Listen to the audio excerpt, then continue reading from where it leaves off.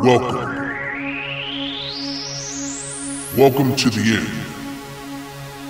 Do not panic. There is nothing to fear. Everything around you is changing. Nothing stays the same. Welcome, ladies and gentlemen, to tonight's new segment. All the way from Florence, we have a new author promoting his book, The Prince. Welcome, Niccolo Machiavelli.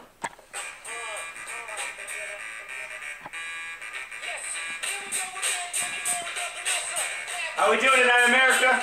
Pretty good. How are you, Nick? Oh, tired. It was a long trip from Florence. Long flight? Racked up the flyer miles, though.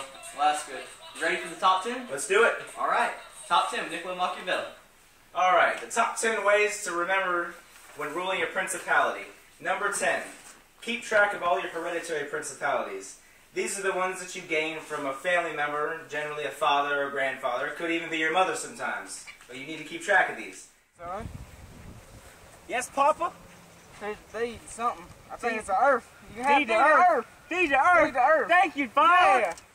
Number 9, make sure to put down all internal insurrections. You don't want to have an iconoclast in your midst, people. Am I right, David? This is true.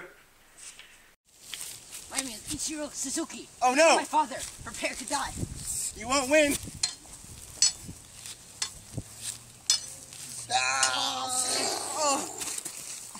Surrender. I surrender. You better. Number 8, maintain a strong native military. You want to make sure that at least most of or all of your troops are from your native country, because you don't want someone from a foreign country and then they just turn on you, you know? This is true, Nick. Foreigners will kill you. They will, like the Chinese. They're dangerous. Dangerous people. Hey, what do you want? Can I join the army? No, you're a foreigner. Get out of here. Man, I don't want to be a part of the system anyway.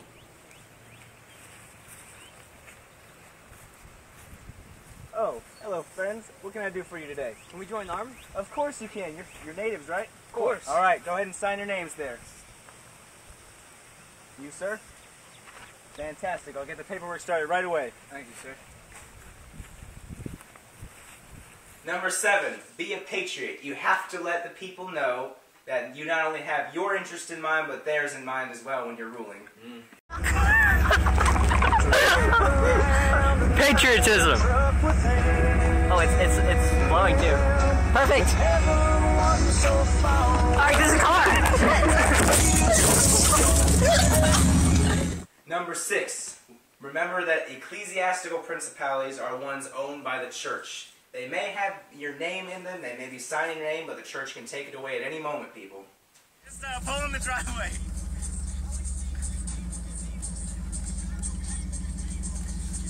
We're just gonna explain it, alright? Carson, take it. And it's Wednesday too, and they're having... Number 6, the ecclesiastical principalities. These are the ones that, though they may be in your name, they essentially belong to the church. This is a church. Tis but a church. Tis but a church.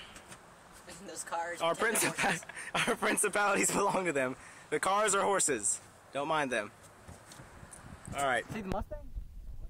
Yeah. And that is all. Number 5, the appearance of virtue may be more important than true virtue itself. As we all know, true virtue can be a liability in some cases. Do you agree with me on this? I agree with you, Nick. What can I do for you, peasant? King, may I ask that you not kill my wife? Well, if it's for the good of the people and it'll make you happy, then I guess I can. Thank you, King. You're welcome. Keep going. Assistant! Call for me, sir? I need you to kill that man's wife that you just saw pass by. I just wanted to make it seem like I was doing something good for him. True virtue is a liability, you know. Will do. Thank you, that'll be all. Okay then. Number 4, beware of mercenary troops. Even though you pay them, their allegiance lies with money. If someone pays them more, they'll turn you right against you and kill you. This is true. Greedy foreigners. Mercenary, I have a job for you. I need you to kill Francesco Tortellini, and for that I will give you 4 pears. Rare pears, might I add. Will you accept the job? I'll do. All right. Make me proud.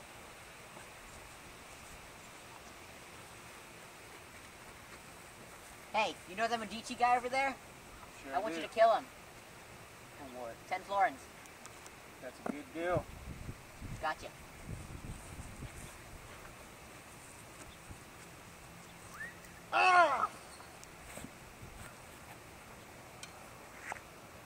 Number 3, beware of auxiliary troops also. These ones aren't as dangerous as mercenary troops because they probably won't kill you unless their ruler says to, but auxiliary troops are troops hired by you from other nations. They can turn on you or they can just stop fighting for you if their ruler says so. You gotta be careful with that. I need assistance from other countries. I can be the assistance from other countries. We'll go do it. Okay.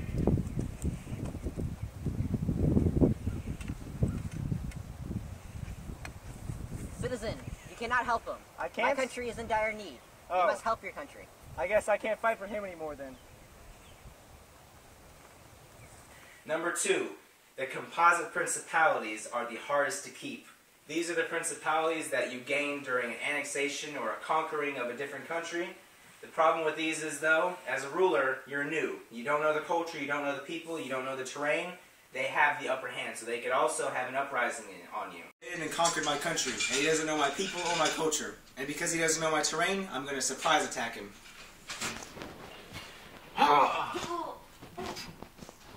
That'll teach you. The most important rule to remember when owning a principality, it is better to be feared than it is loved. David, your audience fears you. How do you do it? Just do it like you're supposed to. That's what's up. Do you love your ruler? Yes, Your Highness. Good. I wouldn't want it any other way.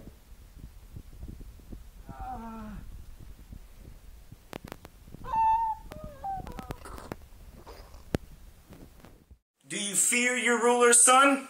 Yes! Good. I wanted to keep that way. Don't kill me! Alright, and that's all, ladies and gentlemen.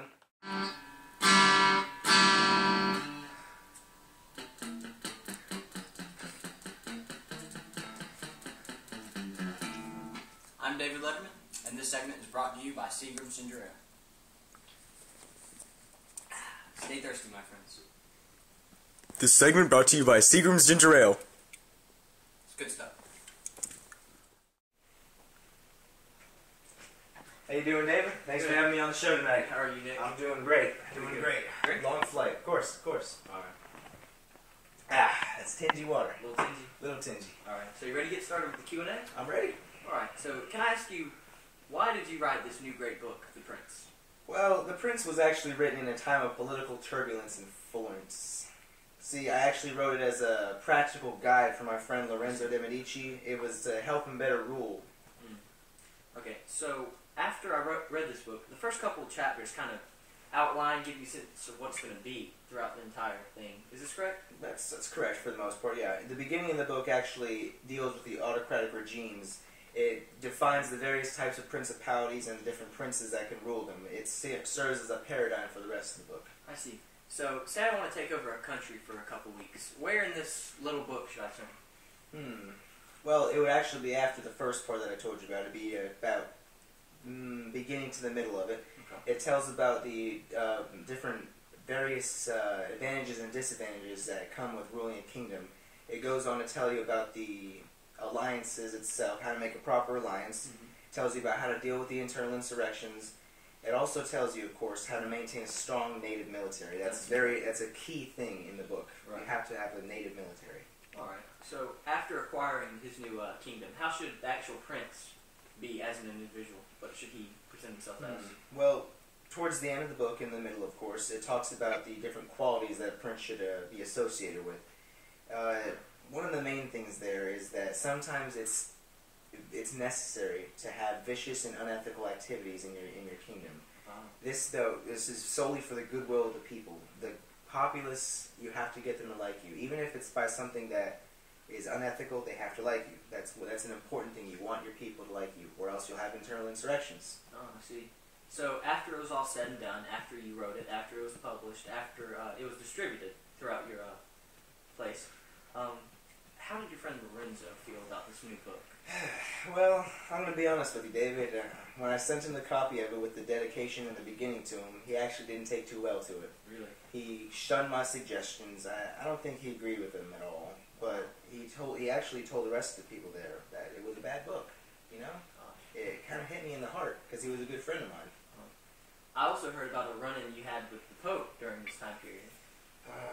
Can you elaborate on that? I'll never forget it. It was 1559, I believe. The Pope of that time actually put my book on his index of prohibited novels. So that essentially means that the entire country was banned to read it. Wow. It was killer on my book sales, and also, how can you rule a principality if you don't have any guidelines? Right. Am I right? This is right. You have to know what you're doing. Wow. And that book tells you exactly what, and it was banned. Well, I think we're out of time for today, but I'd like to say thank you for coming in, Nick. Thank you for having me, David. It was good being here. Please tune in after this for Pants Off Dance Off.